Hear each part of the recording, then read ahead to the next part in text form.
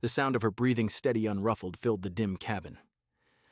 Lying beside Natalie Rhodes, the most formidable boss he'd ever known, Alex Carter stared wide-eyed into the darkness, his heart pounding so hard he could feel it echoing in his chest. Outside, the blizzard howled as if the world were unleashing all its fury on the fragile wooden roof above them. How had he, a single father just trying to make ends meet, ended up sharing a bed with the coldest CEO in Denver, the woman who'd made him miss the most important moment in his daughter's life? He gazed at the shadowed ceiling, replaying Sophia's words from that morning in his mind. "Dad, sometimes the universe brings people together for a reason." If only she could see him now. Stranded, helpless, next to the last person he'd ever thought could understand a father like him. 3 days earlier, Denver, Colorado, early December, 6:15 a.m. The kitchen in Alex Carter's modest home filled with the sizzle of eggs frying interspersed with the cheerful jingle of Christmas music from an old Bluetooth speaker. He stood by the stove apron, tied around his waist, one hand flipping eggs while the other sliced cucumbers for Sophia's lunchbox. At 9 years old, she was the light of his otherwise sparse life, the one constant since his wife had died in an accident 3 years ago. "Dad, I'm up," Sophia's voice called from the stairs, followed by her bounding footsteps. "Did you know Arctic foxes turn their fur white to blend in with the snow? It's so cute!" Alex chuckled, catching her as she hopped into the kitchen, hair tied crookedly, wearing a reindeer sweater. Another sweet fact to start the day. After breakfast, as he drove her to school, Sophia sang Jingle Bell Rock the whole way. She was prepping for her solo in the winter school performance, something they'd both anticipated for a month. "Dad, front row. Okay, I'll look for your eyes from the stage." "Absolutely, I promise." But the universe had other plans. That afternoon, as Alex prepared to leave work for the final parent-teacher meeting before the show, Natalie Rhodes, the icy CEO of Braden & Kosher, burst into his office without knocking. She slammed a thick file onto his desk. "We're heading to the Jackson Hole Finance Summit on Thursday. Flight leaves at 7:30 a.m. "Friday's my daughter's performance," Alex protested immediately. Natalie didn't blink. "I need my top data analyst there. No one else can handle it. This deal's worth $12 million. Her voice was sharp as a blade. In her unyielding gaze, there was no room for a father's promise. Alex swallowed his anger, a betrayal burning in his chest. But he nodded. He needed the job, and the world didn't wait for single dads. That evening, father and daughter ate pizza in silence. "Dad, you're not coming to my show." Alex didn't answer right away. Sophia just nodded quietly and headed upstairs. In the dark, he saw her small shoulders shake, and he knew she wasn't angry, just disappointed. Thursday, Denver Airport, 7:20 a.m. Alex dragged his suitcase to the company's private jet. Wind whipped his face. He climbed the stairs with a heavy heart, his mind fixed on Sophia scanning the audience for him. In the sleek cabin, Natalie was already seated, eyes glued to revenue charts. No words were exchanged. The flight was a stretch of cold, endless silence, as frosty as her nickname, the Glacier. Upon landing, they drove to the resort. Snow blanketed everything, winds howling through pine trees. At the lobby, the receptionist apologized. "I'm so sorry, the blizzard's filled every cabin. We have just one left, a single with a king bed." Natalie's expression remained unchanged. "Fine. We're adults. We'll manage." Alex froze.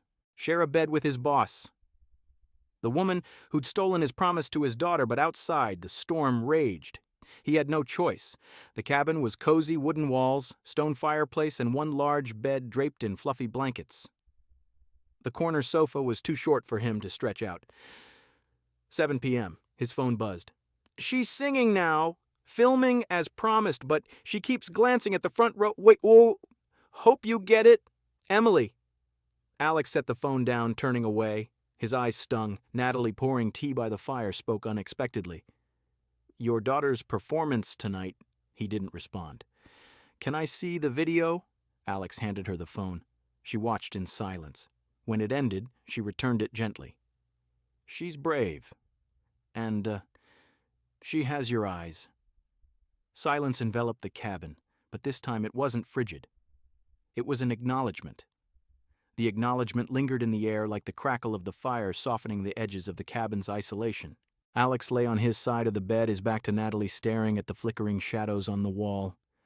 The mattress dipped slightly under their combined weight, a reminder of how close they were physically, if not emotionally. He couldn't sleep. The storm outside mirrored the one inside him, rage at Natalie for forcing this trip, guilt over Sophia's empty front row seat, and now an unwelcome curiosity about the woman beside him. She shifted under the covers, her breathing steady but not quite asleep. Alex replayed the video in his mind, Sophia's small voice carrying through the auditorium, her eyes scanning the crowd. He squeezed his eyes shut, fighting the burn behind them. How could he explain this to her?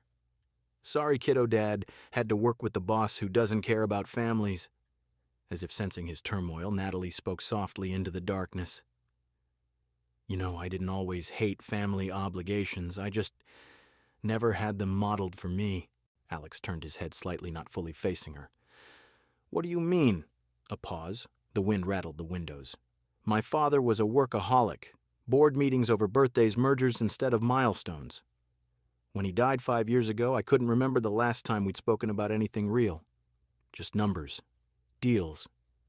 I built this company to prove I could outdo him, but sometimes I wonder if I'm just repeating his mistakes.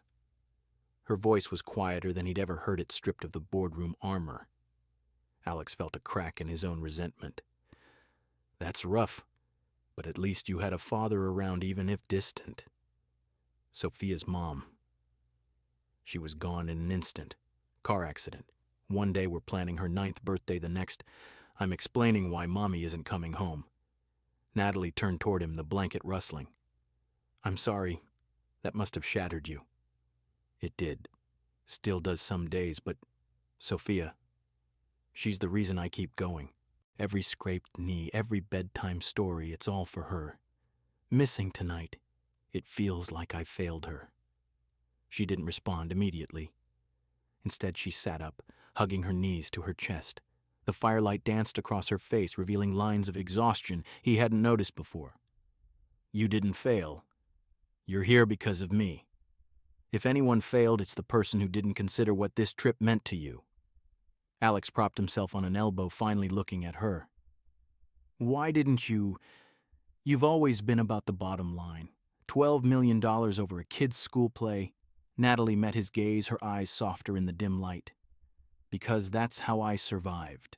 Push emotions aside, focus on success. But watching that video, seeing her look for you, it hit me.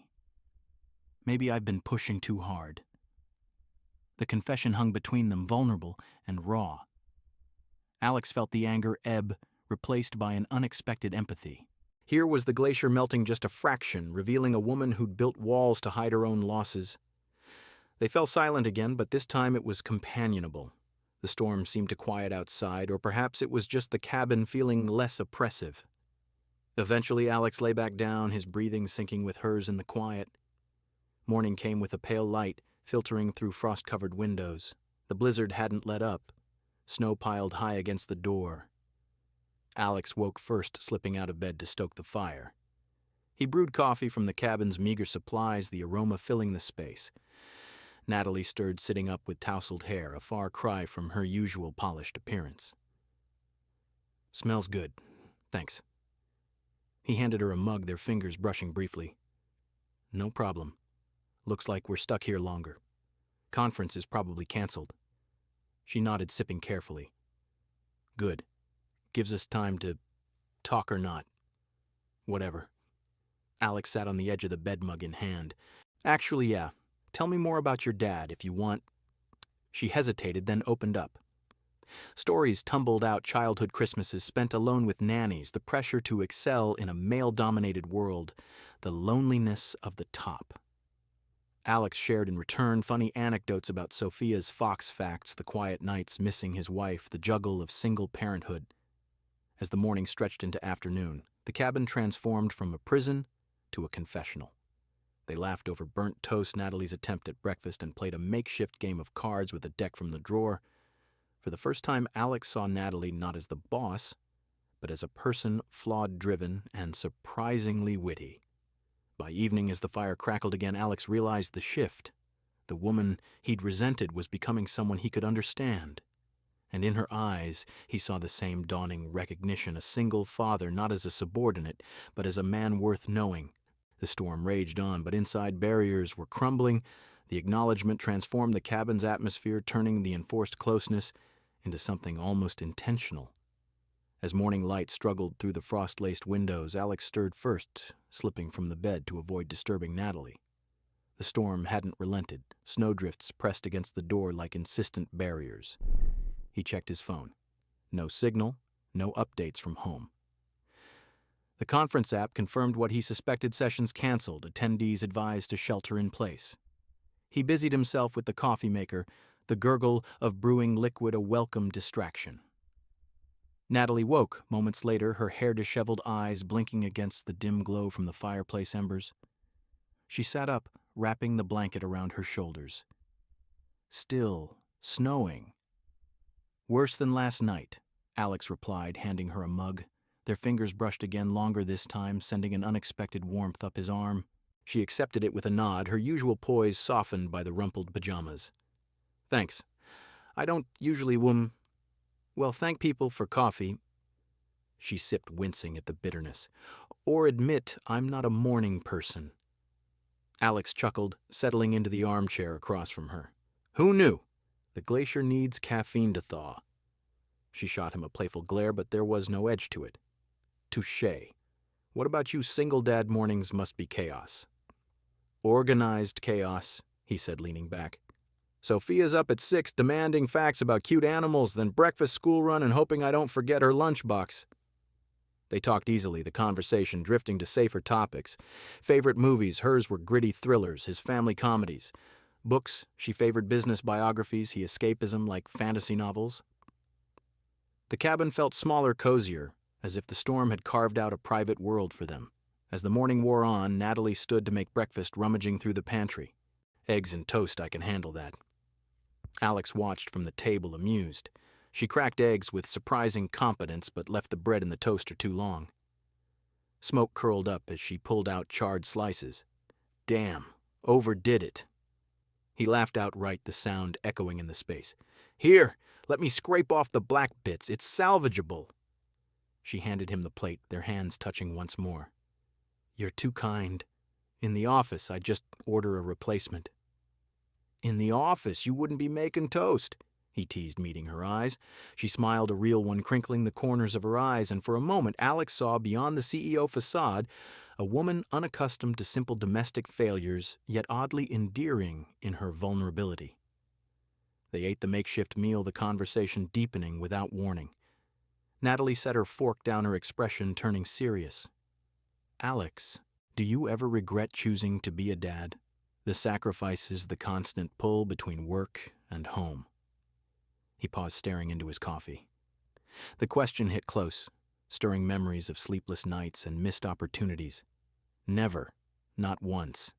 Even on the hard days, fevers at midnight, school projects due tomorrow, or explaining why her mom's not here anymore, it's all worth it. Sophia's my anchor. Without her, I'd be lost. Natalie watched him, her gaze intense as if his words unlocked something buried. "That's beautiful. I envy that certainty. Growing up, I never had it. My mom left when I was 5 and Dad buried himself in work. I learned early that emotions were liabilities. Build walls, achieve success, that's how I became who I am." Alex leaned forward, empathy softening his features. "But walls keep people out. And in. What about now? Do you ever wish for something more?" She looked away toward the snow-blanketed window. "Sometimes. Lately more than sometimes. Watching Sophia's video. It reminded me of what I missed. What I still miss." The confession hung heavy, vulnerability cracking her composure. Alex shared more: the accident that took his wife, a rainy night, a drunk driver, the hospital call that shattered his world. "I was angry for so long. At the world, at myself, but Sophia pulled me through. Kids have a way of forcing you to keep going." Natalie nodded, tears glistening in her eyes, tears from the glacier. "I wish I'd had that.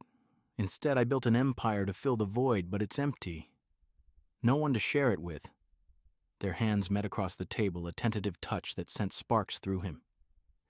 Alex felt the shift resentment giving way to understanding perhaps something deeper. She wasn't the enemy anymore. She was a person scarred like him, seeking connection in the storm's isolation.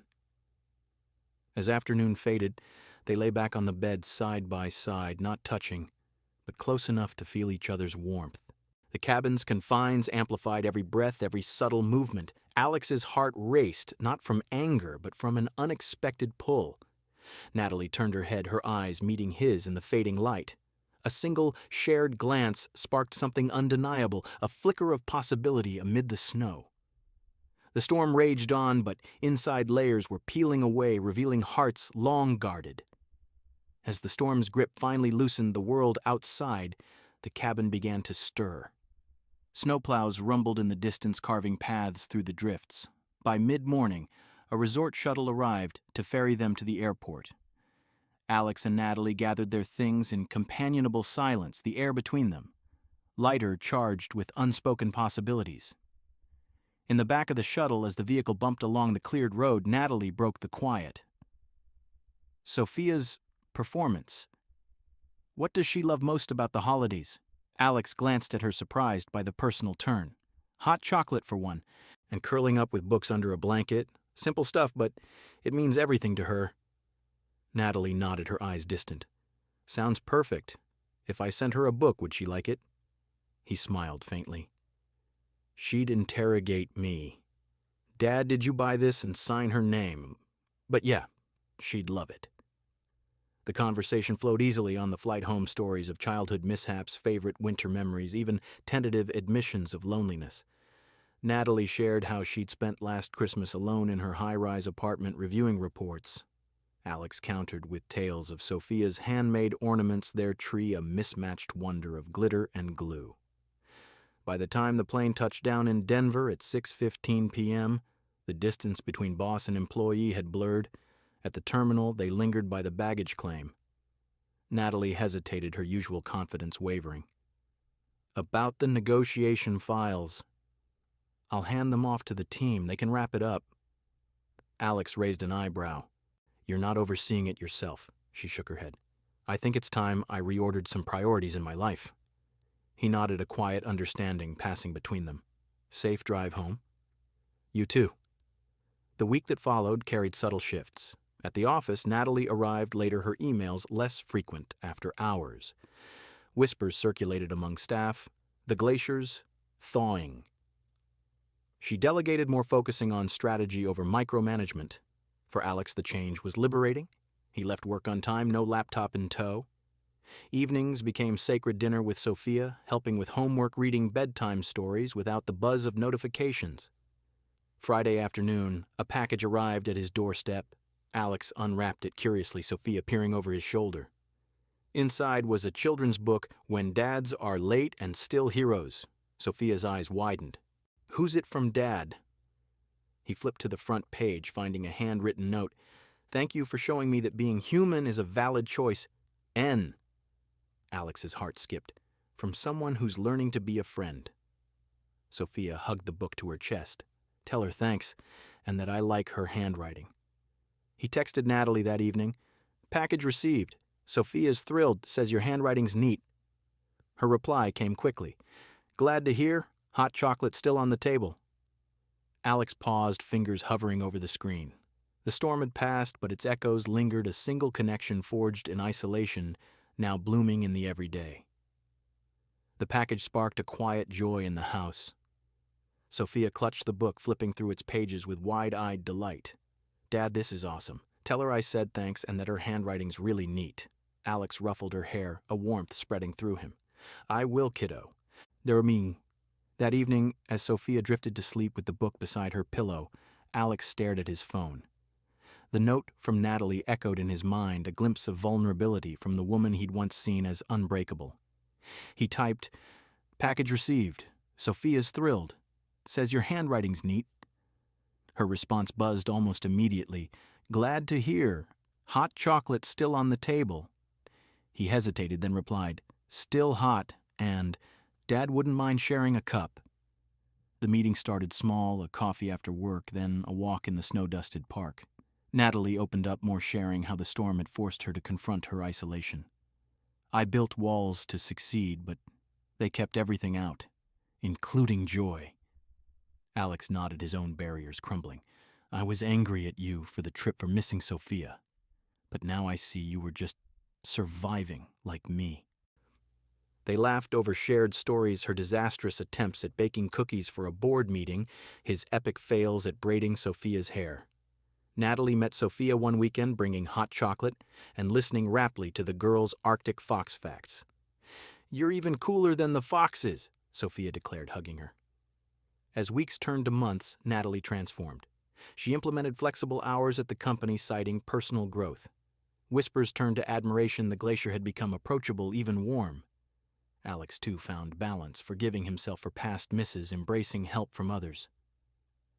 One evening, under a blanket fort in his living room, Natalie turned to him. "Alex, that storm. It wasn't just weather. It was the universe pushing us together."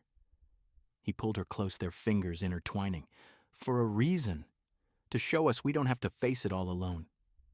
Sophia peeked in, grinning. "Group hug," they laughed, pulling her in.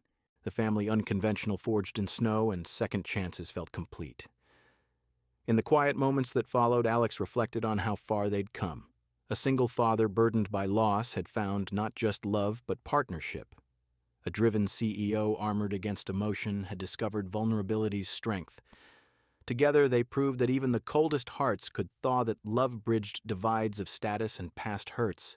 And perhaps in the grand scheme, the universe did conspire for single dads seeking redemption, for lonely souls craving connection. It whispered that walls could crumble with a shared glance, that storms passed to reveal clearer paths.